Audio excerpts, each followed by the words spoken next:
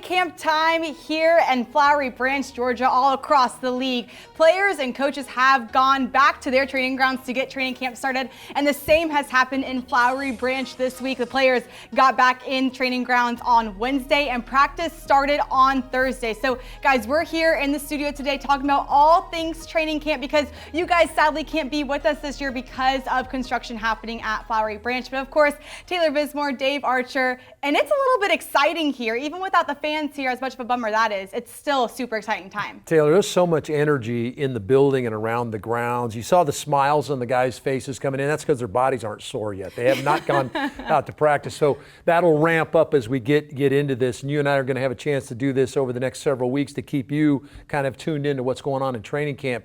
But the optimism is here. The coaches got energy, players got energy. As it turns out, there's 31 other cities that probably feel in the same way, but we're excited to be here. So let me ask you this, because fans, as we know, are not going to be here at training camp this year because of the construction at Flowery Branch, but there's going to be a couple opportunities for the fans to see the players in action during training camp, and we'll get to those dates a little bit later. But what is the ramp-up period like that the fans can expect to see on social media in the next few days? How are they going to get from where they are now to padded practice? Yeah, I think that first of all, you want to come in and make sure guys are dialed in from a health standpoint. And here you see how the training camp's going to ramp up. The first practice was on Thursday. They arrived on Wednesday. Of course, Saturday, you just talked about how you're going to be able to come out and watch the Falcons practice at Second-Year High School, which is kind of a revisit back to 2016 where that Friday Night Lights concept was going to be cool. First padded practice is the following Tuesday, and then if you don't get a chance to get out to Second-Year High School, you can come down and see them at Mercedes-Benz Stadium. That'll be cool as well. So those are the couple of the open practices. But as a player, as you ramp up, you get here, you refamiliarize yourself with the grounds to a certain extent, get yourself in that playbook, get ready to go, and realize there's only so many practices, Taylor. Mm-hmm. I can't give one away. So whether it's a walkthrough or whether it's a padded practice, I got to be ready to go. Right, and I think a lot of people might kind of forget that in this training camp, while it is fun for all the players to get back together, this is the moment where they start to build a team from 90 down to 53, and we're going to be with you guys all training camp long talking about positions that might have to break down a little bit to get them down to a 53-man roster. But right now, I mean, you can feel the excitement in the building. I mean, in the press conference today with head coach Raheem Morris, the room was packed with media, just itching to learn a little bit more about the Atlanta Falcons. And Chris Lindstrom, Jesse Bates, and head coach Raheem Morris, they talked about their excitement for training camp this year. Now with Raheem ready to go, and super fortunate again that we have all of our guys in our room, and I think that's a unique thing. The culture here is really fantastic, and that's one of the best parts. There's so many people pulling in the same direction. And, you know, for me, I woke up this morning like it was almost a game day. Just the nerves and you know, not just being my 7th year, 7th training camp, and it still feels like my first. I don't take any of this for granted. You know, I like to always reset myself and start over. I enjoy this time of year probably more than most. It's something about the evaluation period of looking at guys, the teaching and the learning. That comes with football, the requirements of us coming to work and going out here and being able to get some things together. Our guys living on campus, kind of getting that college feel a little bit. That's always a fun mood. It's always good to make the meetings a little bit light and then to jump into a serious mode with these guys. But football is fun. It's a great reminder for us that it is what it is, and you can feel the excitement in the room, how many people are here, how hot it is in this room right now. I mean, I love that everyone here is so excited for training camp. And something that I loved about that was when Jesse Bates said that it kind of felt like a game day to him. Was that ever a feeling for you in one of your training camps? I think you had to kind of have that feeling, knowing that you got to come together as a unit, but you're also playing for your job, right? There's only 53 of these jobs, and as it turns out, maybe at your position group, there might be 1 or 2, maybe 3 positions or jobs available. So if you're not ready when you show up and you don't have that excitement and exuberance to ready to go and work every day, then you're going to get lost in the shuffle. You'll be gone. But for Jesse Bates, we know he's not going anywhere. He's coming off his best year of his career. He's a huge leader, a definite leader on this team on defensively. And for him to come in with that kind of energy, those kind of guys, Kirk Cousins, Grady Jarrett, those guys come in with that kind of energy. If I'm a young player, that's who I'm following.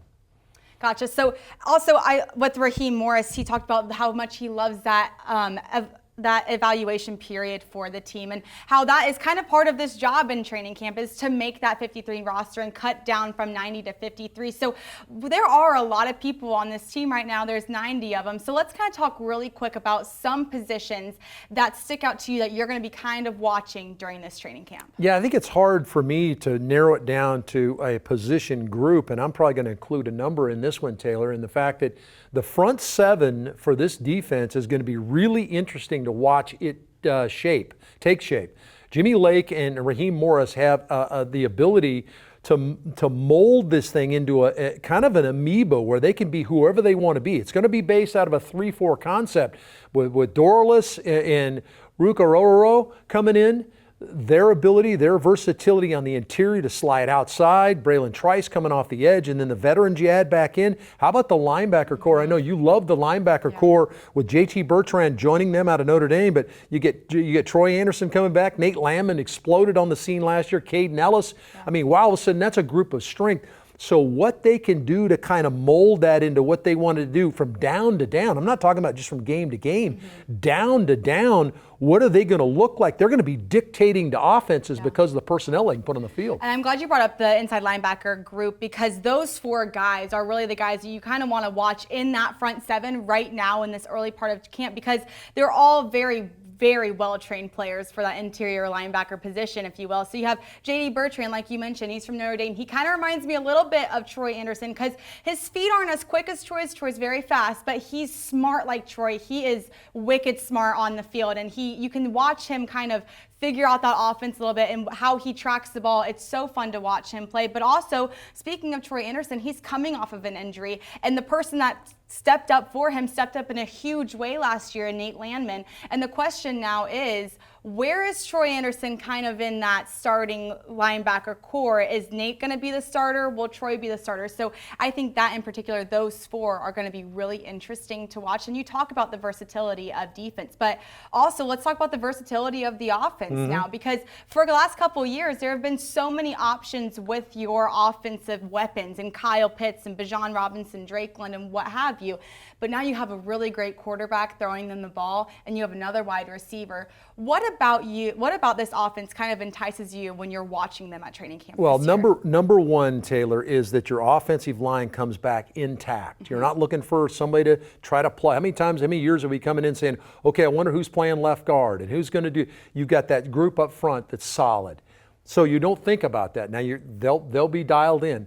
It's the ability for the other players, like you're talking about, with Darnell Mooney coming in, with Ray McLeod joining the Drake London and Kyle Pitts, and then what you got at running back with Tyler Algier and with Bijan Robinson, add in another player or 2 here or there from a versatility standpoint.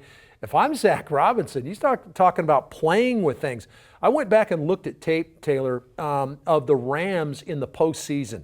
And I would challenge anybody, if you'd like to, you can pull that stuff up on YouTube or whatever. Go back and look at the Rams against the Lions and some of the things they did from a personnel standpoint. Cooper Kupp lined up in the backfield. He's your number 1 wide receiver. Puka Nacua doing this and that. You get the tight end with a tight split, and all of a sudden Kupp goes a wheel route off of him.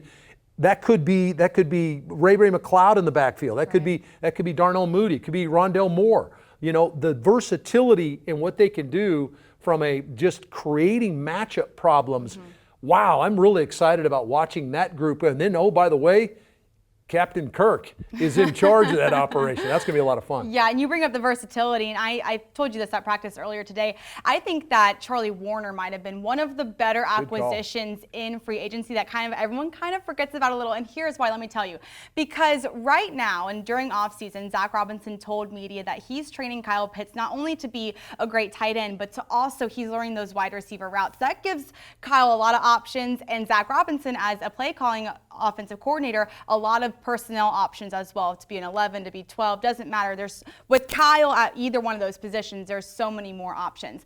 But what Charlie Warner can do now coming in is he can be that blocking tight end for Kyle, which frees Kyle up for a lot of different options on that offensive front. So I think Charlie Warner is going to be a really exciting guy to watch as they start to piece together plays and make a playbook looking into the season. I think that he is one of, obviously Kirk Cousins is so exciting to watch, and there are questions regarding Kirk Cousins in this training camp period, but I think Charlie Warner might be one of the sneakiest and greatest acquisitions that we had this year. I think it's such a great call by you, Taylor. I think that the ability that he provides to get Kyle in positions, think about this, and you and I were discussing this at practice, is the fact that you're talking about the base offense that you keep hearing about out of Ram lore or wherever you want to talk about it, through this Sean McVay style of offense that Zach Robinson's going to run here, is 11 personnel. That's 1 back, 1 tight end, 3 receivers, okay? Well, think about the versatility that Warner provides you. You just said is the tight end, that base tight end in the run game. But then you got Kyle in the game, who's the 3rd receiver, also your 2nd tight end. So now all of a sudden I can run the football with Tyler Algier and Bijan Robinson, or I can spread it and throw it with 3 receivers with a back that can catch the football in the backfield. That's the versatility and beauty that Charlie Warner potentially brings to the table for you, and it frees Kyle up. I'm telling you right now, here's my big take of this, the first day of training camp. Here we go. Kyle Pitts is going to have a monster year. If you got a chance to get him on your fantasy team, he can be your tight end, go get Kyle Pitts. I think he's going to be a monster this season. Clip it. I'm going to clip it. We're going to come back at like week 8 and we're going to check you on that one. But I think that this year is a really big deal for Kyle Pitts. Obviously, he's in his 4th year on his contract, and he got they accepted his 5th year option. So it's going to be really fun to watch Kyle, and I think the sky is the limit for him this year, especially with a new play caller in Zach Robinson and a new head coach in Raheem Morris. But I mentioned it a little bit earlier about Kirk Cousins and that there are obvious questions about him and his health, maybe Grady Jarrett too, and their health. And we're going to watch them in the next couple of days, and we'll come back and report on those things. But for right now, just from an eagle eye view, if you will, just a bird's eye view, what are some of the bigger questions that you have about this Atlanta Falcons team right now? Well, you and I were discussing this at practice, and I think that it's kind of a consensus, probably everybody that's following the Falcons, is they addressed a lot of areas in free agency, addressed a lot of areas in the draft. The one area that you're a little concerned about potentially is opposite A.J. Terrell at corner. They did draft there. They got Clark Phillips last year. Clark played the last 5 games of the season. Mixed reviews. Now, that's what happens with a young guy. In fact, I liken playing corner to like the old West days where you're a gunslinger and you walk out in the middle of the street and it's that guy and you, and one guy wins and one guy doesn't. That's kind of the way it is playing corner. Well, Clark got some experience last year. I expect him to be a better player this year. But still, there are some reservations and some questions. Does Dee Alford step into the mix, who was an outstanding nickelback last year? Mike Hughes, a former number 1 that seemed to get his footing here in Atlanta. You also got Antonio Hamilton, who's a veteran player. So there's players they can go to, but if you're going to look at a place that's questionable, not the ability of the player, but who's the guy going to be opposite A.J. Terrell? Would probably be a corner. Yeah, and I mentioned this to you a little earlier, is that AJ always kind of has someone different with him, across from him throughout the year. And last year was obviously Jeff Okudah, and they had a really good relationship, the two of them. And then Clark kind of stepped in, Clark Phillips, towards the end of the year. And I think he started around 5 games maybe. And he stepped up and he did a really great job. But here's the setback with Clark, is he always gets it, and I hate saying it because I like him a lot as a person, but he's small framed. He's got this small frame, and when you're that small at the cornerback position, there's a lot of room for error that you cannot give up. And so it's going to be interesting to watch if it's going to be him, or maybe they'll slide him to nickel and D over to be just straight across from AJ. It's going to be interesting to see where those two plug and play across from AJ. But I do think that the corner position might be really interesting to watch. I think there are 11 players right now that are under that cornerback position right now. Yeah, that's why it's a question, because you and I are chopping it up. Who could be that guy? There's different guys potentially could fall there. One thing I'll keep in mind about Clark Phillips now, ball hawk. Guy has ball skills. He has the ability to go get the football. Yes, smaller guy, and sometimes that's a chip on the shoulder that makes them play at a little bit higher level. But I expect Clark to be a better player than he was a year ago. That's just the way it happens. I think he'll be better. Is it good enough? there'll be some other guys that'll challenge you. Yeah, one of my questions I have going into this training camp is who is the wide receiver 3? Because we kind of know already who the wide receiver 1 and 2 is, Drake London and Darnell Mooney, but who is going to be that wide receiver 3 this year? It could be Kaderil Hodge, who was wide receiver 3 last year. It could be Ray McLeod. It could be Rondale Moore. There's a ton of options. There's also wide receiver and cornerback are the 2 biggest rooms outside of your linemen in this roster right now. And I think watching to see if you do play 11 personnel, you could have 3 wide receivers out there, and one of them might not be Kyle Pitts. So who could that 3rd wide receiver be? Yeah, it's a legitimate question. I think that they do have a lot of candidates to pick from. I think from what Zach Robinson wants to do from a pre-snap movement standpoint to free guys up. Remember, you got a guy like Rondale Moore and a guy like Ray McLeod. Those are guys you can hand the football to. You don't just have to throw them the football. These are guys that are going to come across in motion. They'll dictate potentially what's going on coverage-wise. You'll also motion them outside of Kyle, maybe outside of Drake, that creates a matchup where defenses have to slide to match up on those 2 big targets on the inside. So what can those guys do?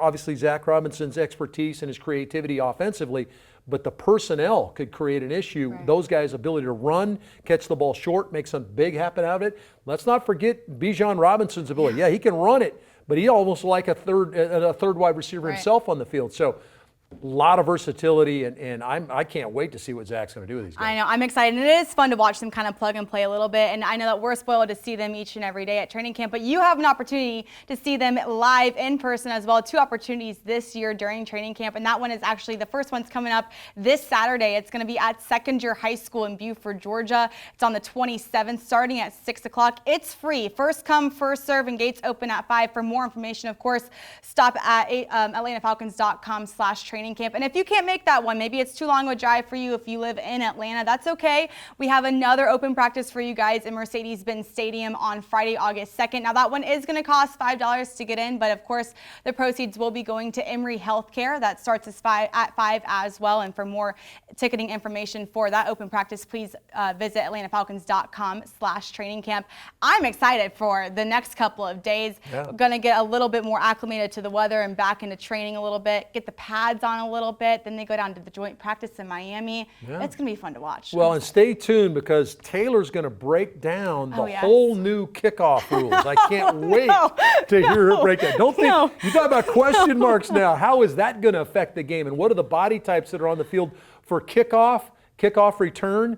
Taylor's going to break it all down for her. I can't wait to hear it. Give me like a month to talk to Marquise about that, and maybe I'll figure out for you guys a little bit, make it more digestible for everyone. I can't wait for you to digest because you need to tell me what's going on. It's a lot. But for right now, guys, thank you so much for joining us for the Atlanta Falcons training camp show. We're going to see you guys week to week as the training camp goes on to keep you up to date. But for right now, have a good night.